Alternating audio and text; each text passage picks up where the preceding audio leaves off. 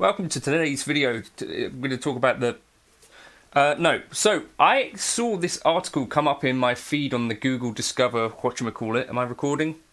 Yes. This channel is supported by TrueFire. TrueFire is an online library of lessons from some of my favourite players. There's thousands of lessons on there. You can use the promo code JNC40 to get 40% off of any of their courses.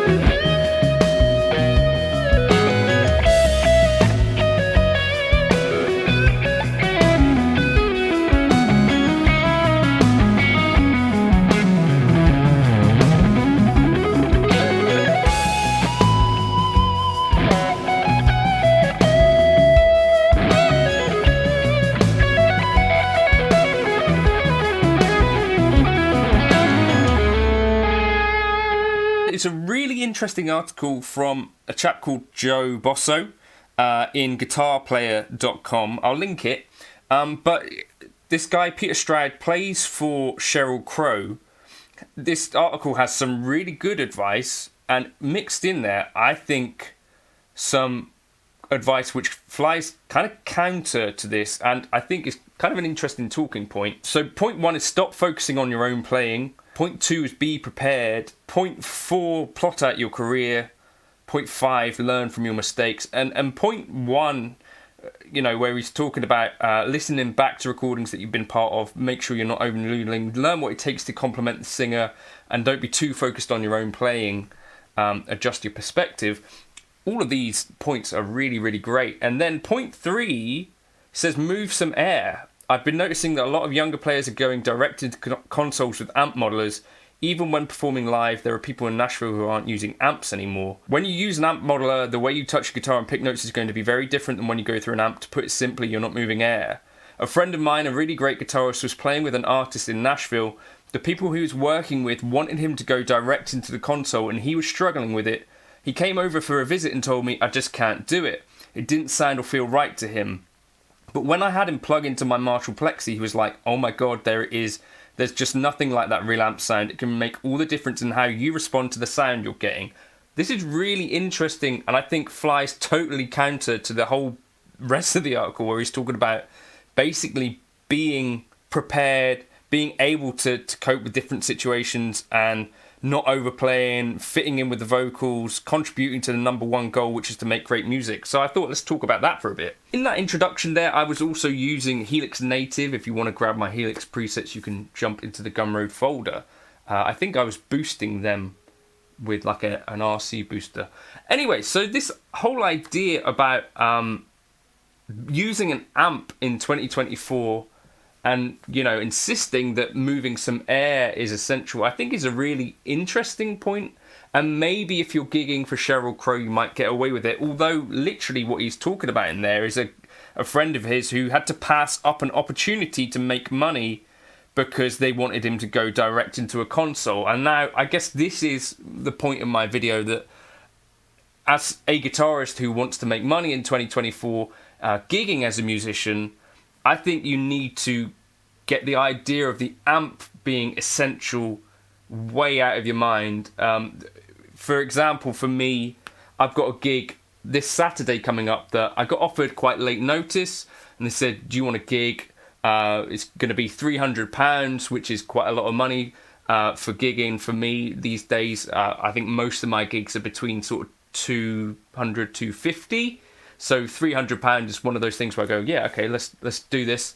And then I get another email today, like, by the way, the venue's going to be really dodgy, the sound's going to be pretty awful, so IEMs are a must, and I'm not going to be using a bass amp. And you think, okay, well, that it's going to necessitate me most likely not using a guitar amp, and so I'm going to have to go direct into in-ears. And for me, luckily, I've spent almost as much time in my playing career using modelers as I have with real amps. More, probably, right? I use Helix Native every day, but in terms of live playing as well, I've sort of gone between both. I think the idea of being a purist with all of this stuff, as I've said again and again and again, I think it's probably a bad idea.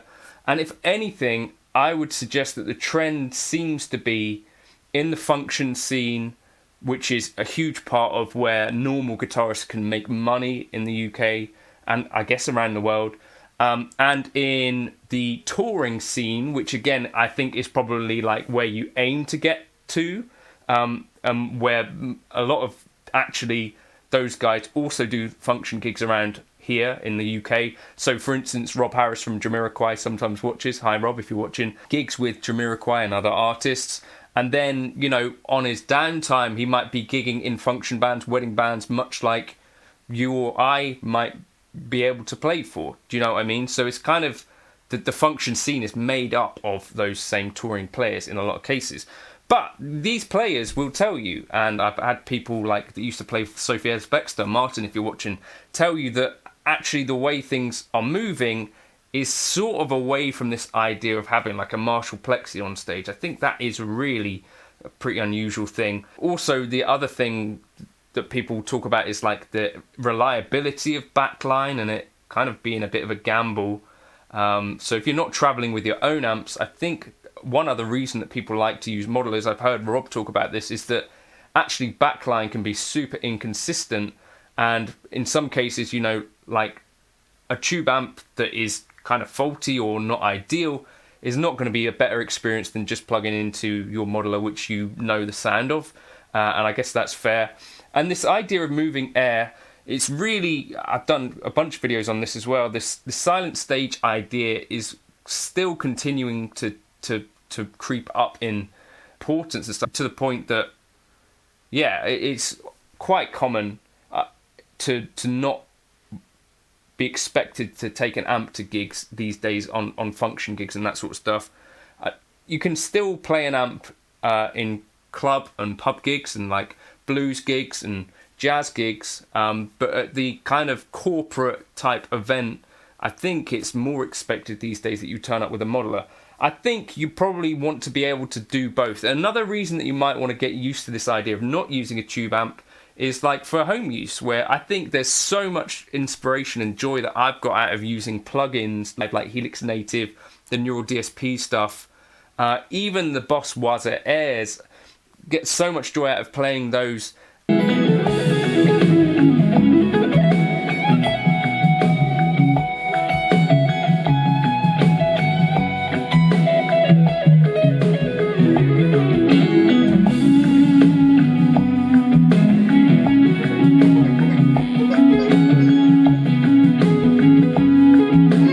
And actually way more consistent results than actually miking up my tube amps.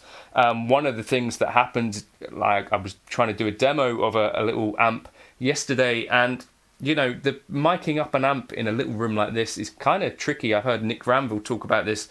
Getting good results at home with modeling stuff, I think, is a little bit easier, as well as if you're using, for instance, Helix Native, you've got the DI kind of as you go as well. So it kind of makes recording tracks for people and sending them DIs with no effects and DIs with no amp or whatever really quite a lot simpler than setting up these elaborate signal chains where you're going into a DI box first and then splitting off to an amp and all that sort of stuff. For me, I'm really glad and really grateful that I didn't get wedded to this idea that my guitar playing and enjoying guitar playing had to be connected to an amplifier, because in a lot of cases I wouldn't be able to gig like it. It is way more fun gigging with an amplifier, I have to say that, but it's just the case that once guitar becomes a job as well, then you probably want to be more versatile than just, saying, well, it's a Plexi, or I'm sorry, I can't do the gig, is my thought. That's just kind of my takeaway from the Peter Stroud article. And I thought it was an interesting one. I think really if I had a kid that was going to be learning guitar, I'd be chucking them down the modelling route first.